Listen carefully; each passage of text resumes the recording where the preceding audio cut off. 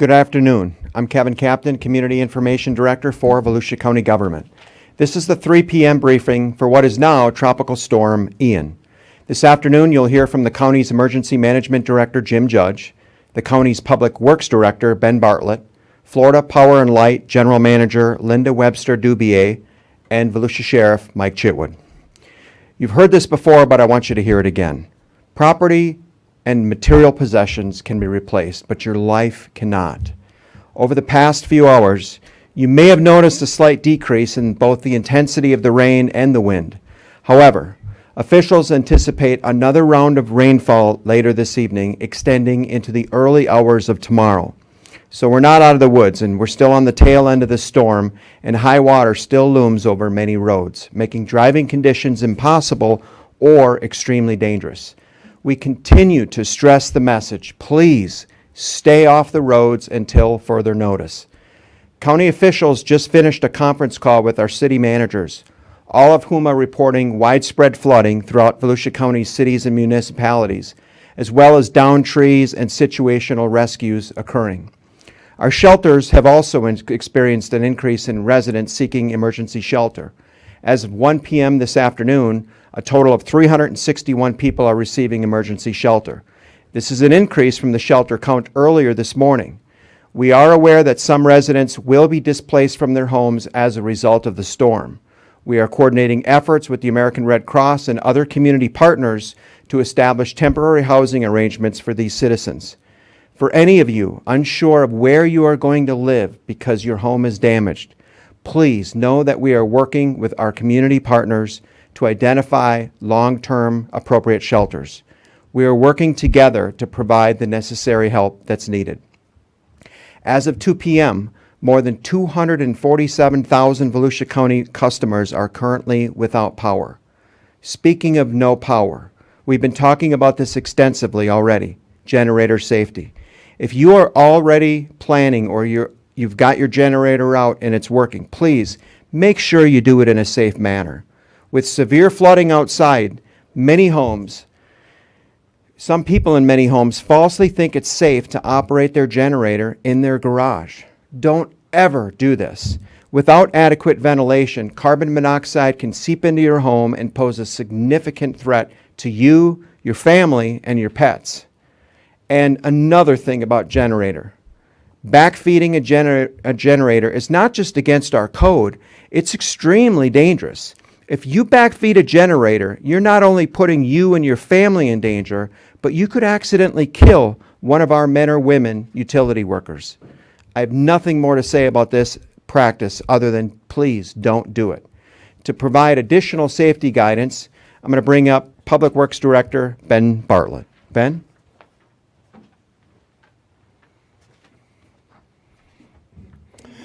Thank you, Kevin. First off, I cannot stress this enough. Stay off the roads. This is not the time to be out and about unless it is absolutely necessary. As we speak, our crews are assessing the roads and stormwater systems for damage. As the assessments progress, information will be disseminated to the public, including notifications on when those roads are safe for travel. By staying off the roads, you can help create a safer working environment for all emergency crews working to restore services.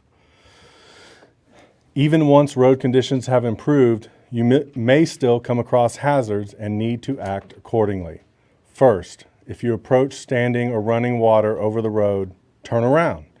Numerous variables dictate the probability of successfully navigating through water, such as the depth of the water on the road, underwater debris, your vehicle type, and the condition of your tires. It is best not to take the risk. Please, turn around, don't drown. Secondly, you may approach non-working traffic signals. In this situation, follow the same rules as if you were approaching a four-way stop. Always come to a complete stop, look twice, as other motorists may not follow this rule associated with non-operating traffic signals. Additionally, people need to be aware of trees and limbs that sustain damage during the storm, but may not fall until days after the storm has passed. Sometimes there may not even be any visible signs of damage to these trees. Please be aware of your surroundings, both at your home and on the roads at all times. Power lines, they pose a significant safety risk. Always, always assume anytime you see a downed power line that it is energized. I promise you, there is no way to determine whether a downed power line is active simply by looking at it. Remember, the current can be transmitted to other nearby objects from a downed power line, meaning you can still be electrocuted even without touching the power line itself. To give you some perspective on the magnitude of this storm, a 100-year storm event is roughly 11 inches of rain over a 24-hour period. Hurricane Ian has just dropped more than double that amount across Volusia County. Please think about that. This is going to take a significant amount of time for our transportation and stormwater systems to return to normal. Please be safe. Stay off the roads and give our emergency crews a safer environment to get out there and work and clear those roads and work on those stormwater systems. With that, I'd like to ask Linda Webster Dubé from Florida Power and Light, the Florida Power and Light General Manager, to the podium.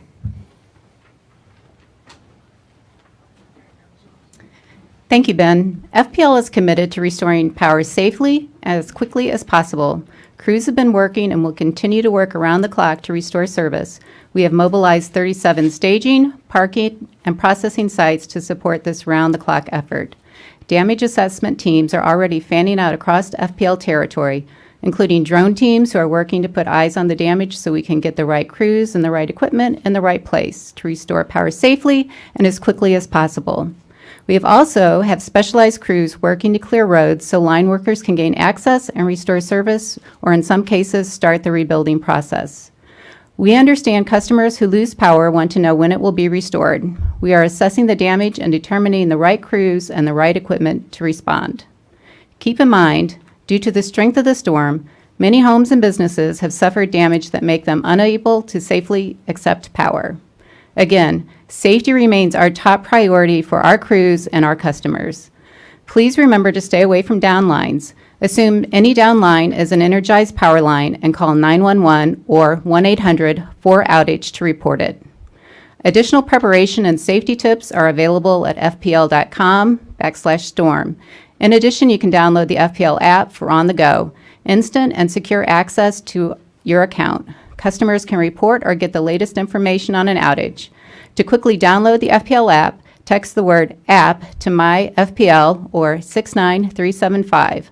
Customers can also sign up for storm updates by texting the word join to myfpl.com. The number is 69375. And now I would like to introduce Volusia County's Emergency Management Director, Jim Judge. Well, thank you very much. You know, the good news is that Ian is already moving off the coast, so that is really good news for us. And with that, we've already seen the winds die down a little bit from where they were. We can still expect on the low end tropical storm force winds, so around the 40 to 45 mile an hour speed limit. But there are going to be some additional higher gusts continue to come through. So as we move into the evening hours and hopefully by midnight, the system will be far enough offshore that we're not going to get those tropical storm force winds or even those strong tropical storm force gusts. But what we can expect is an additional 1 to 3 inches of rain overnight tonight, already coming in on a very saturated county. So please be advised of that. The good news is tomorrow we're going to have drier conditions, and not just tomorrow, but through the entire week. So temperatures are going to be in the 80s and possibly down into the 60s at night. So much better weather ahead, much drier weather ahead, and we're hoping that the water will subside and we could get back out there again. We're really still very much in the response mode. We have fire rescue, beach safety, ocean rescue with the sheriff's office performing rescues out there right now. So they're still very much into the response mode. But as we move forward, we're going to get into the recovery phase, and that's still a day or two away. But once we get into the recovery mode, there's a lot of information out there about chainsaw safety, looking out for what we call the widowmakers, those limbs that are hanging up in the trees that are ready to come down. climbing up on roofs, climbing up on ladders, taking our shutters down. I can tell you that we see a lot of people coming off the roofs, coming off the ladders, and our emergency medical services folks then end up providing a response to those. So be advised of that. Water. There's a lot of water out there. Don't play in it, don't walk in it, because, again, you never know what's in the water. And then also, there's a chance for, red ants will get on top of wood, limbs, whatever, and also, snakes as they come out of the woods and make their way around. So be advised of that. But also cleanup information. We've got a lot of homes that are flooded and what to do. So you can go to redcross.org. Also, the FEMA site is ready.gov. Consumer reports. There's a wealth of information out there on the internet about how to properly clean, sanitize, and prepare your home to be livable again after that water intrusion. So with that, conditions continue to improve. Hopefully by midnight tonight, these winds will be out of here. But again, we still continue to have that 1 to 3 inches possible for rain overnight in an already saturated county. So as has been mentioned, still a good time to stay off the roads. Get to the beach when it's a little bit better, and stay safe. So with that, I would like to bring up Kevin Captain once again.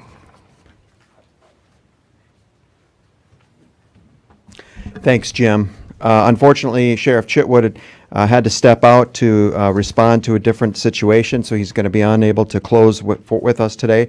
I know a lot of you have some questions about what's going on in my city. There's also some questions about the Daytona Beach International Airport.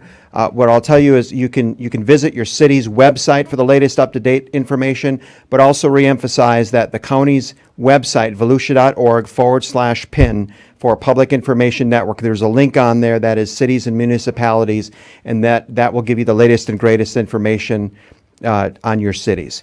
I will tell you that we have a great team in place. Volusia County's entire staff of public safety, public protection, public works, community services, and beyond are working around the clock in these response and recovery efforts. The damage of this storm caused can only be defined as devastating, which will take our community weeks, if not months, to recover. Despite this adversity, rest assured, we will recover. We can rebuild, and we will prevail. With that, we're going to close today's news conference. Thank you for listening. Continue to stay tuned to volusia.org and our emergency management Facebook page. Thank you to everyone who spoke today. And as always, take care, stay safe, and help your neighbors.